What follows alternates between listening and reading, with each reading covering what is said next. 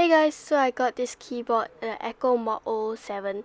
So this keyboard was actually on sale during the time I bought it, which is the New Year's sale. So I got 10% off, which is $15 off. So this keyboard is listed at 149 USD, which is also equivalent to 202 SGD, Singapore dollars.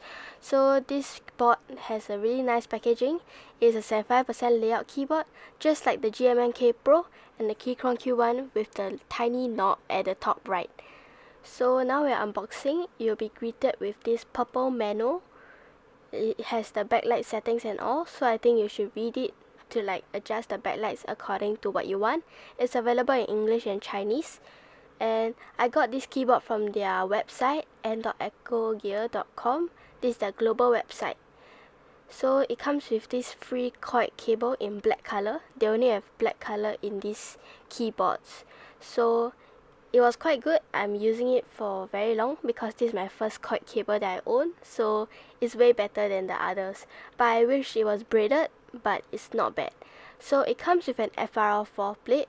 This is a plate where you can opt for if you do not want the aluminum plate provided in the keyboard. So this is the keyboard. I got it in ocean blue. It comes in 4 colors: dark night, which is black; ocean blue, blue; sakura pink, pink; and space gray, gray.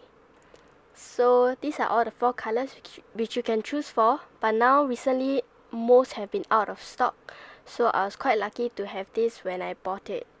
So this board is actually a hot swap 75% layout keyboard. You can see it's made of aluminum and it actually weighs about 2 kg, like around there. So this FR4 plate that you can opt for is made of the same material as the PCB, and it actually makes your keyboard more thockier. So you can opt for that if you want a thocky keyboard compared to the aluminum plate provided in the keyboard. So since the FR4 plate is given, they give extra gaskets, so you can put them on the FR4 plate when if you want the FR4 plate.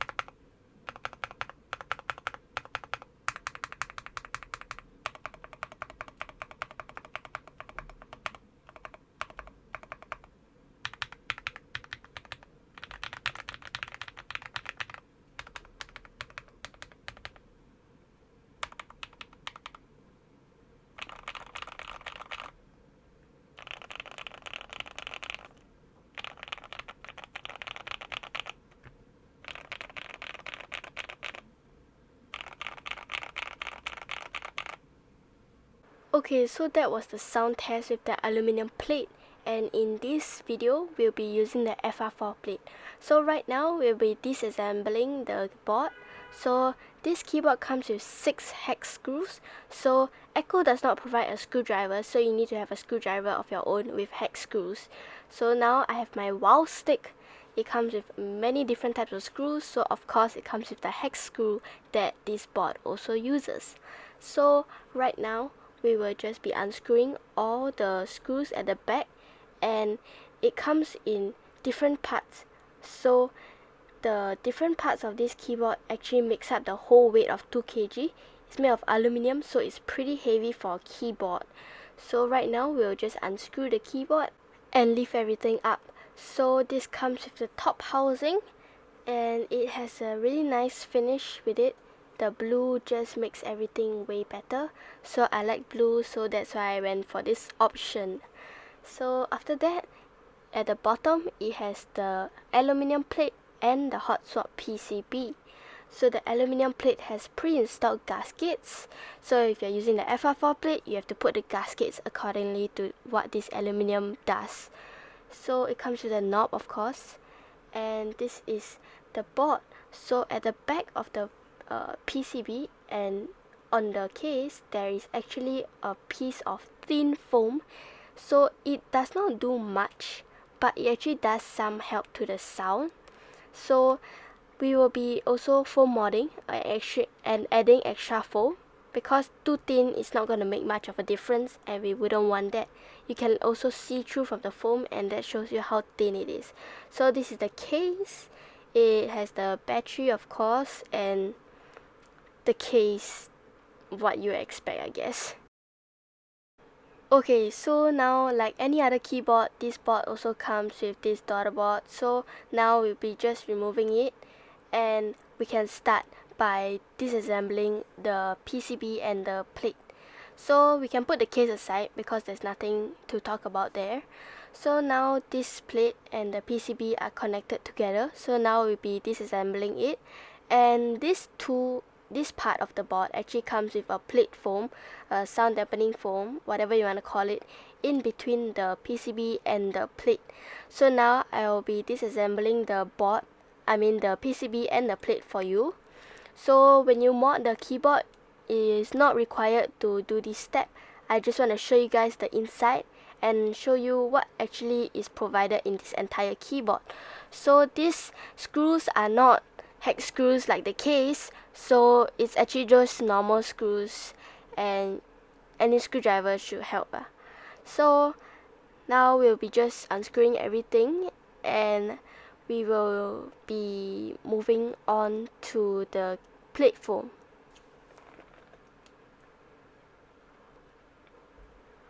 Okay, as you can see, this is the PCB. It has some stain from the factory lube steps. So this is the PCB.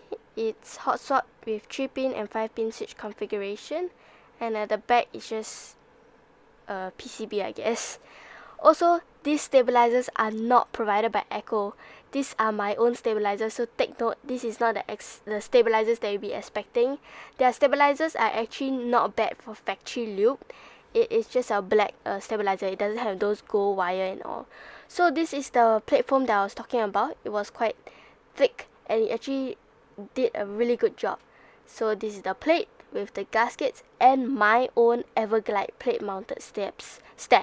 So I cannot afford screen steps, so I always use plate mount, because although it does create a little bit of rattle, a little bit of movement, so I guess plate mount still does the job.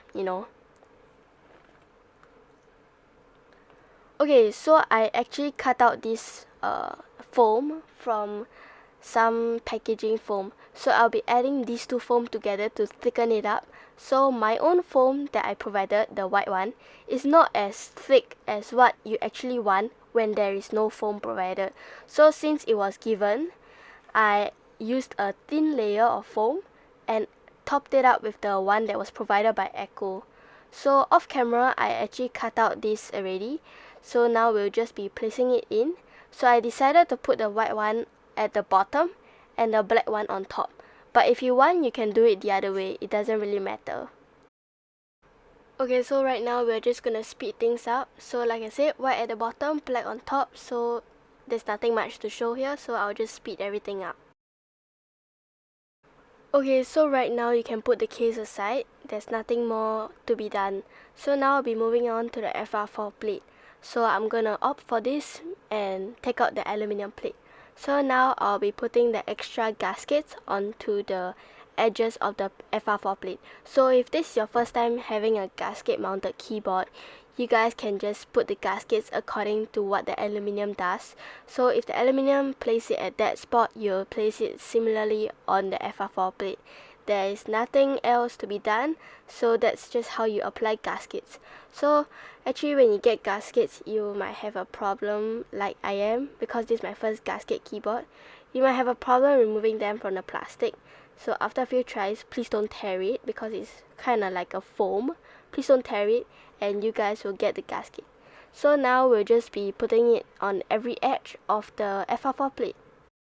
Okay, so we are done. As you can see, it's on the back and the front. So now we will put back the plate foam, and then we'll put in the FR4 plate.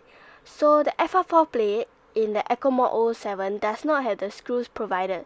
So when you opt for the FR4 plate, you do not need to screw back the screws that was given from the aluminum plate that hold everything to the PCB and all. So this plate and the PCB and the foam and whatever is inside is actually held together by the switches itself. So now I'll be transferring the Everglide plate mounted steps onto the board. So now here is a time lapse of me putting all the switches into the board. So I had to do a few times because, like I said, the switches hold the PCB and the plate together. So once I got it, I installed everything at different parts of the board to hold the whole thing together before I start putting them in order.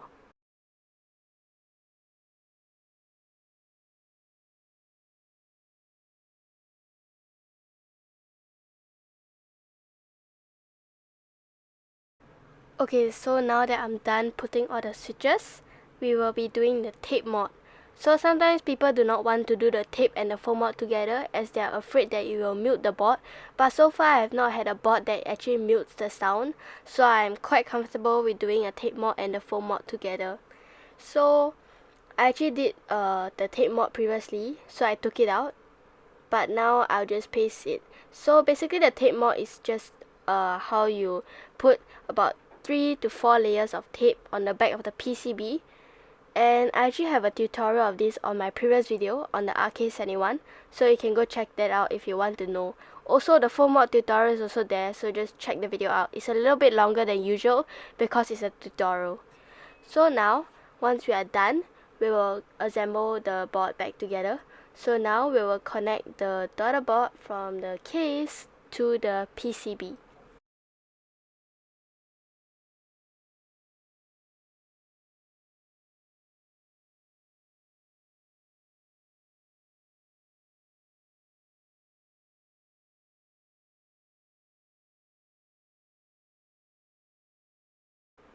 Okay, so now that we are done, we will just place it all back down. So as you can see, it's actually moving quite a lot because of the gaskets provided. So it's quite bouncy sort of. So that's a gasket mounted keyboard. It creates this so-called bump that is pretty nice. So now we will assemble back and screw in everything together.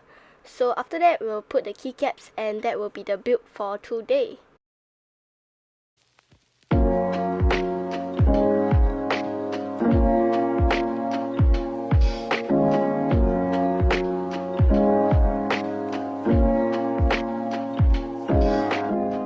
Okay, so now as you can see, I'm installing the GMK Bento keycaps. So these are knockoff keycaps. They are about 40 bucks compared to the original ones, about hundreds of dollars. So we'll just install them and